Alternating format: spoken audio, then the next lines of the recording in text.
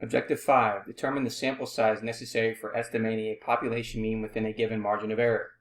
The margin of error in constructing a confidence interval about the population mean is E, which is equal to the critical t-value times the sample standard deviation over the square root of n. If we want to solve for n in this problem, we would obtain the following. N is going to equal the critical t-value times the sample standard deviation divided by the margin of error squared. Now, the problem with this formula is that the critical value, t, requires that we know the sample size to determine the degrees of freedom n minus 1. Obviously, if we don't know n, we cannot know the degrees of freedom. The solution to this problem lies in the fact that the t distribution approaches the standard normal z distribution as the sample size increases. To convince yourself of this, look at the last few rows of table 7 and compare them to the corresponding z-scores for 95% or 99% confidence. Now, if we use z in place of t and a sample standard deviation s from the previous or pilot studies in place of the population standard deviation, we can write the margin of error formula as the following. E is going to equal the critical z value times the sample standard deviation of the square root of n, and solve it for n to obtain a formula for determining sample size. So, in order to determine the sample size n, the sample size required to estimate the population mean with a level of confidence 1 minus alpha times 100% within a specified margin of error E is given by the following. N, which is equal to the critical z value times the sample standard deviation over the margin of error squared, where n is rounded up to the nearest whole number. So let's take a look at an example.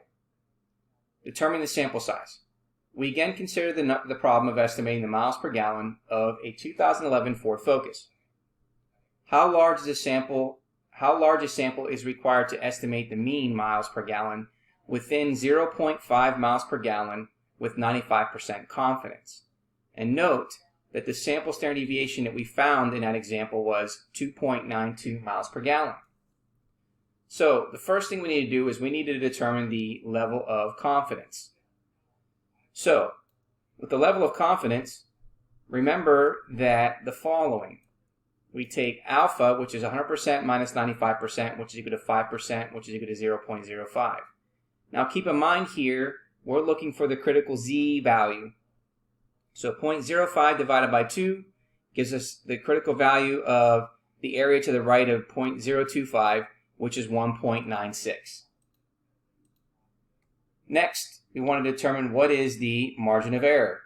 Well, we can see that the margin of error is within 0.5 miles. So the critical z value is 1.96. The margin of error is within 0.5 miles per gallon. Now what we want to do is we want to find out what is the sample size by plugging in this information. So what do we know? We know that the critical z value is 1.96. We know that our sample standard deviation is 2.92 miles per gallon. We know the margin of error is 0.5.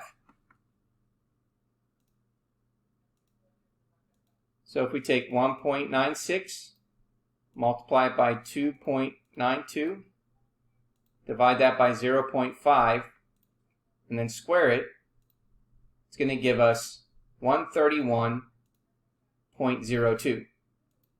Now recall that 0.02 is considered a single measure for miles per gallon, so we round up for sample sizes to be 132. So rounding up to 131.02 up to 132, a sample size of n equals 132 results in an interval estimate of the population mean miles per gallon of a 2011 Ford Focus with a margin of error of 0.5 mile per gallon with 95% confidence.